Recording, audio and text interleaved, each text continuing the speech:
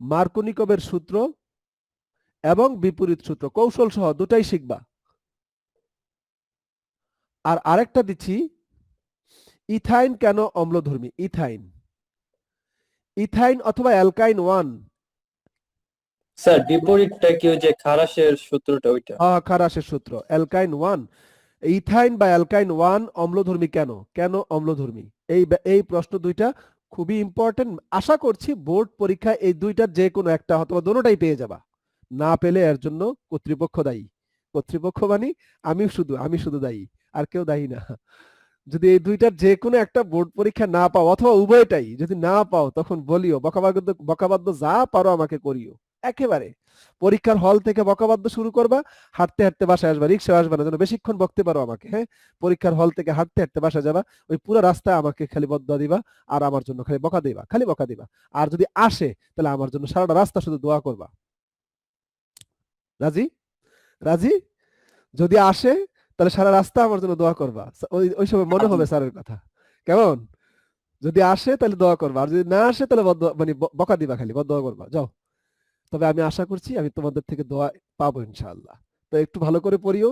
যদি সেখানে সমস্যা থাকে ইনশাআল্লাহ আমি কিন্তু আবার তোমাদের বুঝিয়ে দেব। মার্কোনিকভের সূত্র, বিপরীত সূত্র পড়িও। আবার যদি প্রয়োজন হয় আমি আবার বুঝিয়ে দেব। ইথাইন বা অ্যালকাইন 1 কেন অম্লধর্মী, খুব ইম্পর্টেন্ট। আচ্ছা, আসো এবার নতুন কিছু যাচ্ছি।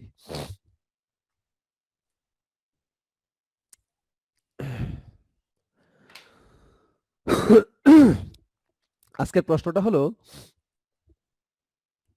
মনোযোগ দাও। জৈব অ্যাসিডের দুইটা প্রশ্ন আমরা পড়াবো। জৈব অ্যাসিড এই চ্যাপ্টারটার, মানে অর্গানিক কেমিস্ট্রির জৈব অ্যাসিড অংশটা, মানে যেই যৌগগুলোর মধ্যে COOH মূলক থাকে সেগুলোকে জৈব অ্যাসিড বলে। এখন জৈব অ্যাসিড প্রস্তুতি কিন্তু আমরা একটা শিখে গেছি, গ্রিগনার্ড বিকারক থেকে কিন্তু জৈব অ্যাসিড পাওয়া যায়। গ্রিগনার্ড বিকারক থেকে কিন্তু জৈব অ্যাসিড পাওয়া যায়, আমরা কিন্তু পড়েছি। দেখো এটা আবার একটু রিভিশন করিও। কার্বন ডাইঅক্সাইডের সাথে গ্রিগনার্ড বিকারক বিক্রিয়া করলে জৈব অ্যাসিড পাওয়া যায়। কার্বন ডাইঅক্সাইড পড়িয়েছি। তাহলে কার্বক্সিলিক অ্যাসিড বা জৈব অ্যাসিড প্রস্তুতির একটা পদ্ধতি, সুন্দর একটা পদ্ধতি হলো গ্রিগনার্ড বিকারক থেকে। কি অভি পড়িয়েছিলাম নাকি স্বামী? গ্রিগনার্ড বিকারক থেকে জৈব অ্যাসিড। জি স্যার। গ্রিগনার্ড বিকারক থেকে মিথেন, ইথেন প্রস্তুতি, জৈব অ্যাসিড প্রস্তুতি, 1 ডিগ্রি, 2 ডিগ্রি, 3 ডিগ্রি অ্যালকোহল প্রস্তুতি, এগুলো একটু পড়তে হবে। একটু রিভিশন দেখো। এই কয়েকটা ক্লাসের আগের ক্লাসগুলোর লেকচার শিটটা একটু ওপেন করে দেখো, ওখানে আছে।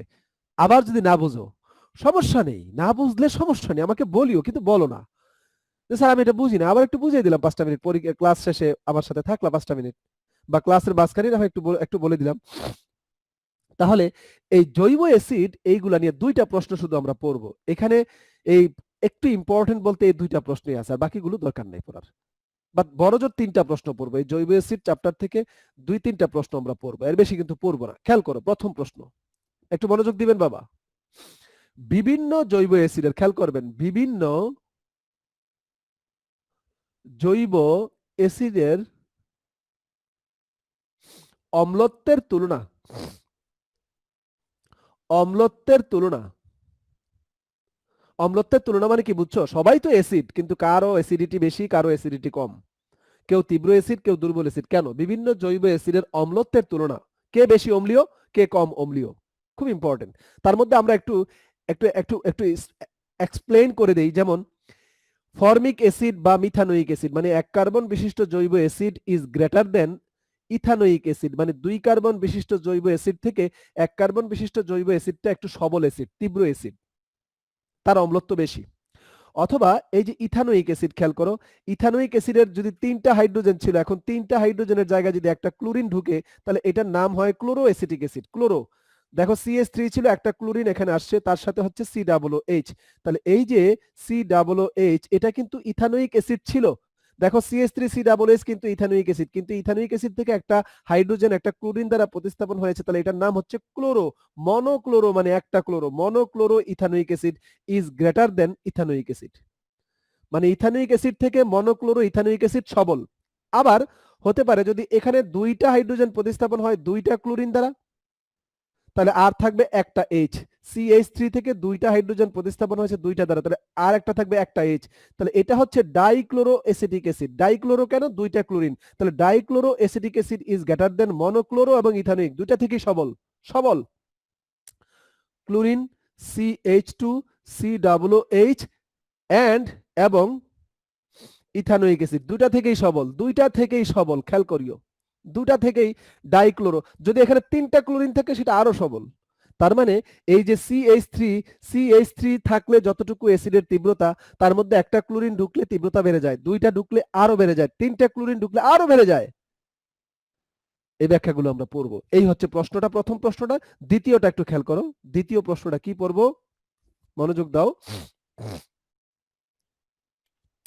দ্বিতীয় প্রশ্নটা হচ্ছে জৈব অ্যাসিড থেকে, যে জৈব অ্যাসিডের কার্যকরী মূলকে, জৈব অ্যাসিডের কার্যকরী মূলকে, এই যে কার্যকরী মূলকটা আছে, হ্যাঁ, এই কার্যকরী মূলক দেখো, এটার কিন্তু সত্যিকার অর্থে গাঠনিক সংকেত কিন্তু এটা। তো এখানে কিন্তু দেখো কার্বনিল মূলক আছে, অ্যালডিহাইড কিটোনে যেমন কার্বনিল মূলক থাকে, এখানেও কিন্তু কার্বনিল মূলক আছে। তাহলে জৈব অ্যাসিডে এই কার্বনিল মূলক থাকা সত্ত্বেও সে অ্যালডিহাইড এবং কিটোনের মতো আচরণ করে না।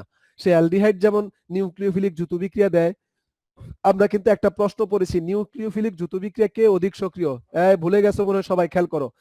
অ্যালডিহাইড যেমন এটা ছিল 1 কার্বন বিশিষ্ট অ্যালডিহাইড মিথানেল, এটা ছিল 1 কার্বন বিশিষ্ট অ্যালডিহাইড মিথানেল, মিথানেল মানে হচ্ছে HCHO, তাহলে HCHO মিথানেল। তারপরে দেখো এটা ছিল ইথানেল, CH3C ডাবল বন্ড ও, তারপরে ছিল H, এটা ছিল ইথানেল, এটাও অ্যালডিহাইড তবে 2 কার্বন বিশিষ্ট একটা অ্যালকাইল গ্রুপ আছে। আর এটা ছিল কিটোন, নিশ্চয়ই তোমাদের মনে পড়ে, দেখো তো এই প্রশ্নটা স্যার পড়িয়েছিলাম, আমার এখনো মনে পড়ে, হ্যাঁ, কি তিনটাই কিন্তু কার্বনিল যৌগ, অ্যালডিহাইড এবং কিটোন গুলাকে কার্বনিল যৌগ বলে। তাহলে এখানে যদি তুমি ক্ষার যোগ করো, ক্ষার থেকে যে নিউক্লিওফাইল হাইড্রোক্সিল আয়নটা আসবে, তাহলে এই হাইড্রোক্সিল এখানেও আকৃষ্ট হবে, হাইড্রোক্সিল এর সাথে যোগ করলে এখানে কার্বনে আকৃষ্ট হবে, যদি কিটোনের সাথেও তুমি ক্ষার যোগ করো তাহলে তার হাইড্রোক্সিলটা এই কার্বনে আকৃষ্ট হবে। কেন এই কার্বনে আকৃষ্ট হবে ব্যাখ্যা দিয়েছিলাম, কারণ এখানে অক্সিজেন হচ্ছে নেগেটিভ আর কার্বন কিন্তু পজিটিভ। কেন অক্সিজেন নেগেটিভ, কারণ ইলেকট্রন ম্যাগ অক্সিজেনের দিকে বেশি থাকে, কার্বনের দিকে কম থাকে, তাই কার্বন আংশিক পজিটিভ অক্সিজেন নেগেটিভ। এখানেও কিন্তু তাই, কার্বন পজিটিভ অক্সিজেন নেগেটিভ, এখানেও কিন্তু তাই, কার্বন নেগেটিভ আর কার্বন পজিটিভ অক্সিজেন নেগেটিভ। কিন্তু এখানে কার্বনের ধনাত্মক চার্জ থেকে এখানে কার্বনের ধনাত্মক চার্জ একটু কমে গেছে, এখানে কার্বনের ধনাত্মক চার্জ আরো একটু কমে গেছে। কারণটা কি ছিল, এখানে কোনো ইলেকট্রন দানকারী গ্রুপ ছিল না, কিন্তু এখানে কিন্তু একটি ইলেকট্রন দানকারী গ্রুপ থাকাতে অক্সিজেন ইলেকট্রন নেওয়ার কারণে কার্বনের ঘাটতি যা হয়েছিল তার থেকে কিছুটা ঘাটতি কিন্তু এই দানকারী গ্রুপ, এই মিথাইল গ্রুপকে বলে ইলেকট্রন দানকারী গ্রুপ, তাহলে এই কিছুটা হ্রাস করে দেয়, ফলে তার ধনাত্মক চার্জ বা ঘাটতি কিছুটা কমে যায়। আর ধনাত্মক চার্জ বা ঘাটতি কিছুটা কমে গেলে নিউক্লিওফাইল এখানে কম আকৃষ্ট হবে। এখানে দেখো দুইটা ইলেকট্রন দানকারী গ্রুপ এদিকেও আছে এদিকেও আছে, ফলে তার কার্বনের ধনাত্মক চার্জ অনেক বেশি হ্রাস পায়, ফলে এখানে নিউক্লিওফাইল খুব কম আকৃষ্ট হয়। তাছাড়া এখানে স্টেরিক জ্যাম একেবারেই নাই, এখানে স্টেরিক জ্যাম একদিকে আছে আর এখানে স্টেরিক জ্যাম দুই দিকে আছে, ফলে নিউক্লিওফাইল এখানে আসতে বাধা পায়। তাহলে দুই কারণে, এক তো ধনাত্মক চার্জ কম, কার্বনের ঘাটতি কম, আবার এখানে স্টেরিক বাধাও বেশি, ফলে এখানে নিউক্লিওফাইল কম আকৃষ্ট হয়। কিন্তু সবাই নিউক্লিওফিলিক যুত বিক্রিয়া দেয়, এও দেয় এও দেয় এও দেয়, তবে এ একটু আস্তে আস্তে দেয়, এখানে বিক্রিয়ার হারটা খুব কম আর এখানে বিক্রিয়ার হারটা বেশি। তাহলে অ্যালডিহাইড এবং কিটোনগুলা নিউক্লিওফাইলের সাথে যুত বিক্রিয়া দেয়, অর্থাৎ এদের মধ্যে নিউক্লিওফাইলের সাথে যুক্ত হয়। তাহলে এই হিসাবে কার্বক্সিলিক অ্যাসিডও কি কোনো ক্ষারের সাথে বিক্রিয়া দিলে ক্ষারটা এই কার্বনের সাথে এসে যুক্ত হওয়ার কথা না, এখানে নিউক্লিওফাইল হিসেবে এখানে এসে যুক্ত হওয়ার কথা না। তার মানে জৈব অ্যাসিডের কার্যকরী মূলকের মধ্যে কার্বনিল মূলক যেহেতু আছে, সেও অ্যালডিহাইড কিটোনের মতো নিউক্লিওফিলিক যুত বিক্রিয়া দেওয়ার কথা, কিন্তু আসলে দেয় না। কেন দেয় না, এটা একটা সুন্দর প্রশ্ন। তাহলে কার্বক্সিলিক অ্যাসিডের কার্যকরী মূলকে কার্বনিল মূলক থাকা সত্ত্বেও অ্যালডিহাইড ও কিটোনের মতো নিউক্লিওফিলিক যুত বিক্রিয়া দেয় না, দেওয়ার কথা দেয় না কেন, এটা একটা সুন্দর একটা প্রশ্ন আসতে পারে। তাহলে আমরা লিখব দ্বিতীয় প্রশ্নটা, জৈব অ্যাসিডের কার্যকরী মূলকে, জৈব অ্যাসিডের, প্রশ্নে যদি না বুঝি উত্তর নিয়ে টানাটানি পরে করি, আগে প্রশ্নটা তো বুঝতে হবে না। তাহলে জৈব অ্যাসিডের কার্যকরী মূলকে, জৈব অ্যাসিডের কার্যকরী মূলকে কার্বনিল মূলক থাকা সত্ত্বেও, কার্বনিল মূলকের দুইটা হাত ফাঁকা, তার দিকে একটা অক্সিজেন, কার্বনিল মূলক থাকা সত্ত্বেও, কার্বনিল মূলক থাকা সত্ত্বেও, কার্বনিল মূলক থাকা সত্ত্বেও অ্যালডিহাইড ও কিটোনের মতো, অ্যালডিহাইড অ্যালডিহাইড ও কিটোনের মতো, অ্যালডিহাইড ও কিটোনের মতো, অ্যালডিহাইড ও কিটোনের মতো নিউক্লিওফিলিক যুত বিক্রিয়া বা কেন্দ্রাকর্ষী যুত বিক্রিয়া, নিউক্লিওফিলিক যুত বিক্রিয়া, নিউক্লিওফিলিক যুত বিক্রিয়া দেয় না। অ্যালডিহাইড আর কিটোন যেমন নিউক্লিওফিলিক যৌথ বিক্রিয়া দেয়, আস্তে দেখ আর ধীরে ধীরে দেখ আর দ্রুত দেখ, কিন্তু নিউক্লিওফিলিক যৌথ বিক্রিয়া দেয়।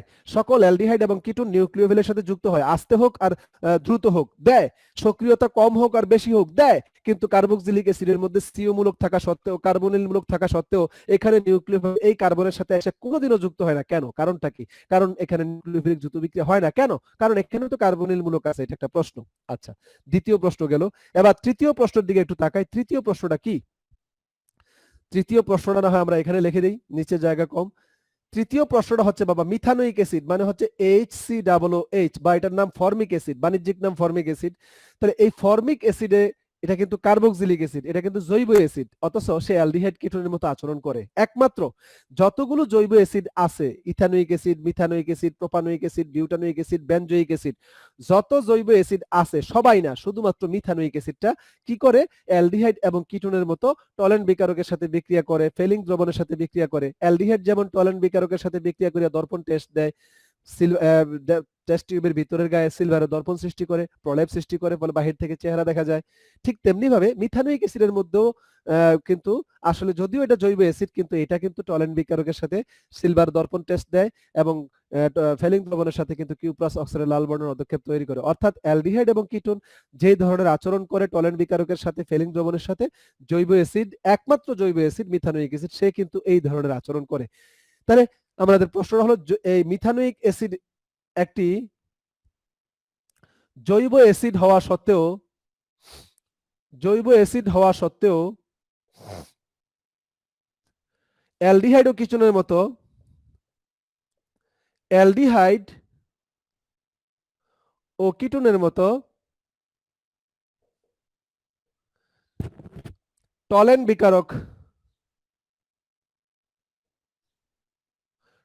বিকারক বা ফেলিং দ্রবণের সাথে,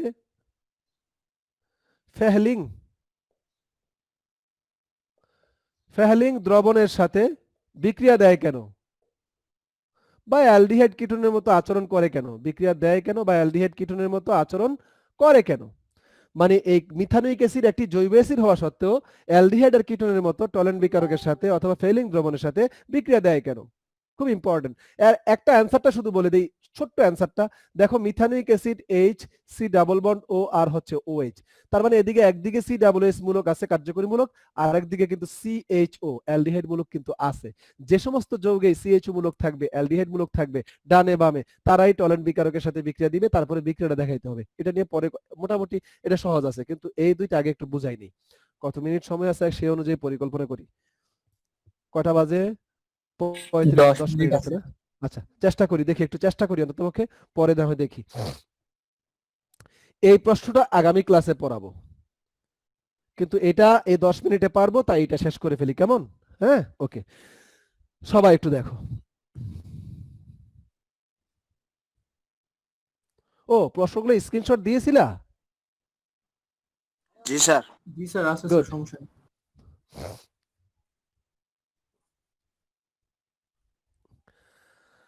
আর একটা প্রশ্ন, এটা আগে পড়িয়েছি, জৈব অ্যাসিডের কার্যকরীমূলক শনাক্তকরণ সোডিয়াম বাইকার্বনেট দিয়ে।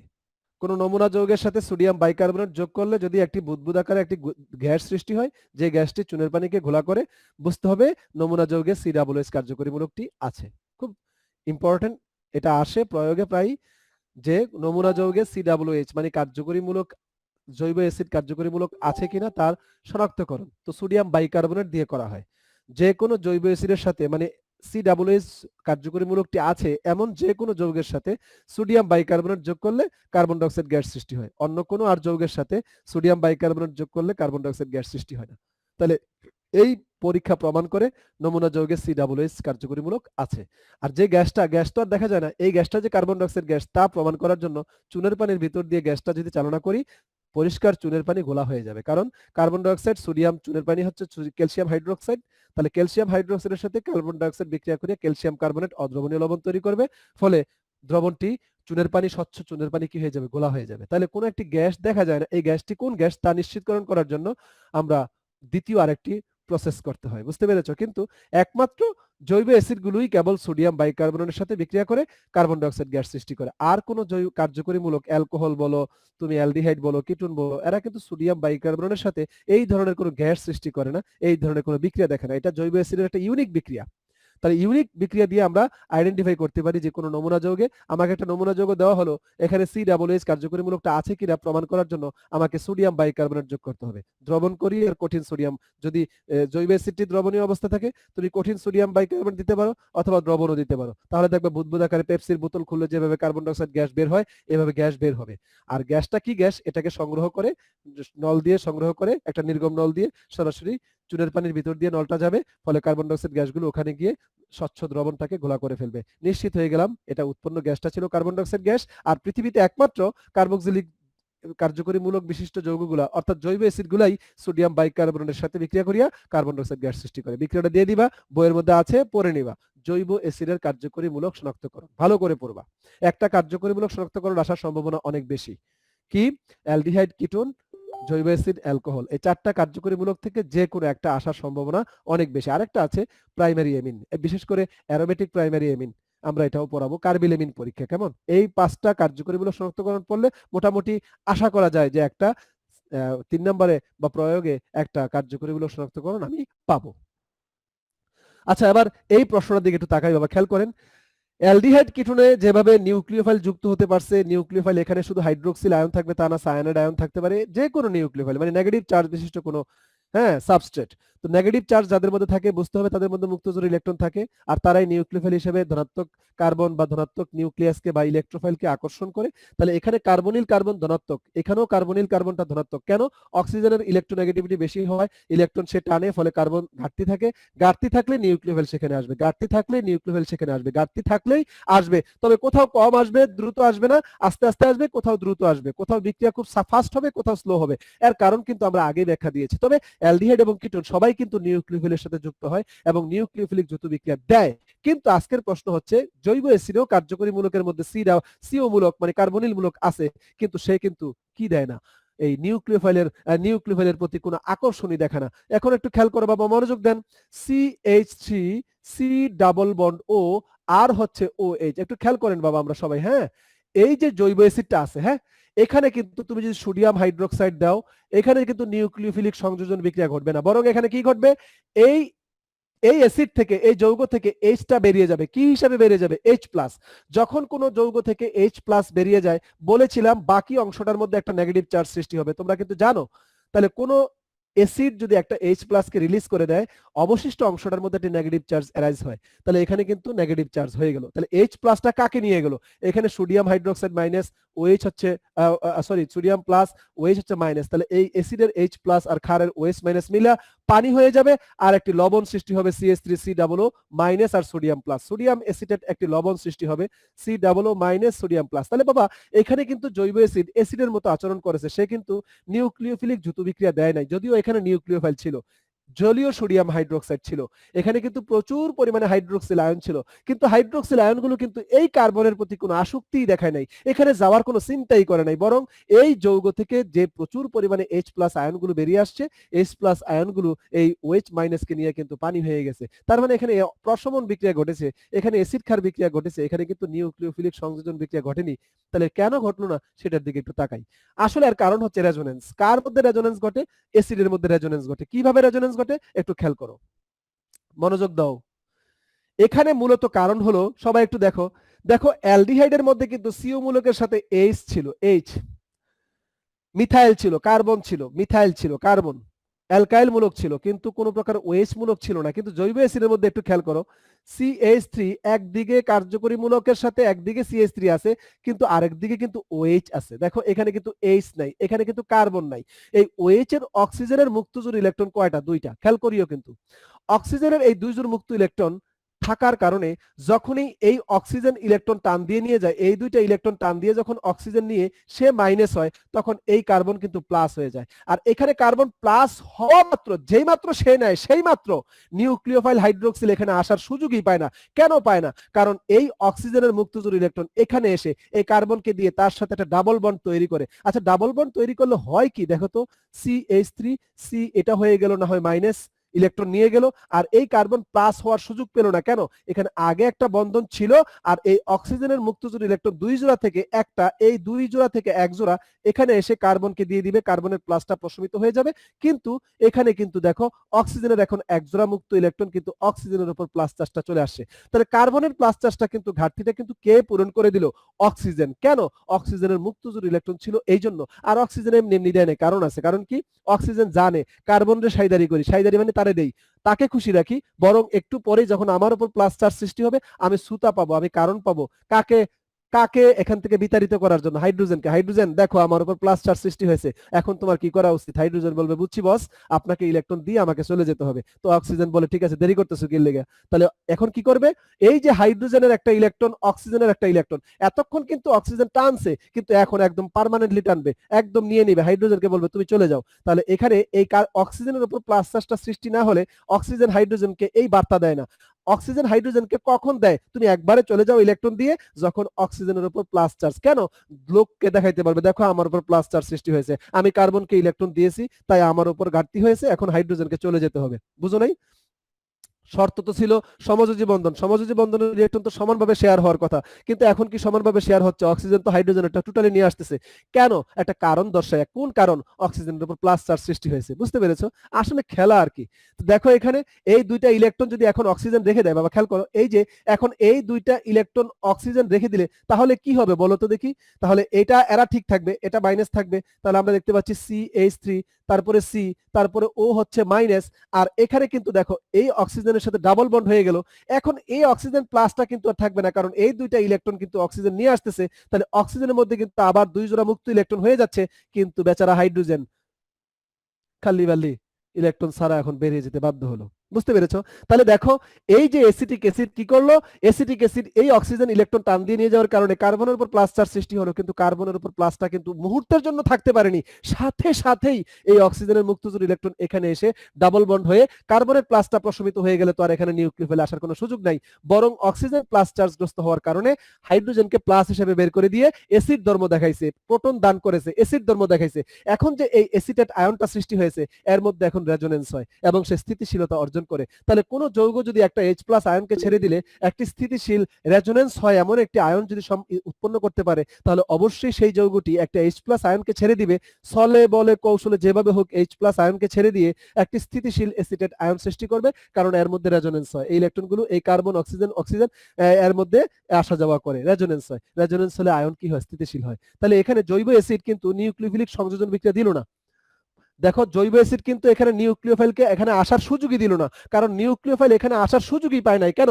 কার্বনের ধনাত্মক চার্জ কিছুক্ষণ অবস্থান করলে না নিউক্লিওফাইল সেখানে আক্রমণ করত, কিন্তু কার্বনের যেই মাত্র ধনাত্মক চার্জ সৃষ্টি হয়েছে সেই মাত্রই অক্সিজেন তার মুক্তজোড় ইলেকট্রন কার্বনের মধ্যে প্রোভাইড করে এখানে কার্বনের ধনাত্মক চার্জটা প্রশমিত করে অক্সিজেনের উপর প্লাস চার্জটা নিয়ে গেছে। আর যখনই অক্সিজেনের উপর প্লাস চার্জটা চলে আসছে, হাইড্রোজেন তখন চলে যেতে বাধ্য হয়েছে, বরং এখান থেকে H+ আয়ন চলে গেছে, সে অ্যাসিড ধর্ম দেখাইছে, নিউক্লিওফিলিক যুত বিক্রিয়া দেয় নাই। তাহলে আমরা বলতে পারি জৈব অ্যাসিডের কার্যকরী মূলকে কার্বনিল মূলক থাকা সত্ত্বেও সে নিউক্লিওফিলিক যুত বিক্রিয়া দেয় না। কেন? কারণ কার্বনিল মূলকের পাশে OH মূলক থাকার কারণে যখনই কার্বন ধনাত্মক চার্জগ্রস্ত হওয়ার সম্ভাবনা সৃষ্টি হয়, তখনই OH গ্রুপের অক্সিজেনের মুক্তজোড় ইলেকট্রন কার্বনের কাছে এসে কার্বনের ধনাত্মক চার্জটা প্রশমিত হয়ে যায়, নিউক্লিওফাইল আক্রমণ করার কোনো সুযোগ সৃষ্টি হয় না, বরং সেখান থেকে অক্সিজেন একটি H কে হাইড্রোজেনকে H+ হিসেবে ছেড়ে দেয় এবং অ্যাসিড ধর্ম দেখায়। এখানে নিউক্লিওফিলিক যুত বিক্রিয়া হওয়ার কোনো সুযোগ সৃষ্টি হয় না। আজকে সময় স্বল্পতার কারণে একটু কথা কিছু স্কিপ করেছি, মাফ করিও। লিংকটা দিচ্ছি, তোমরা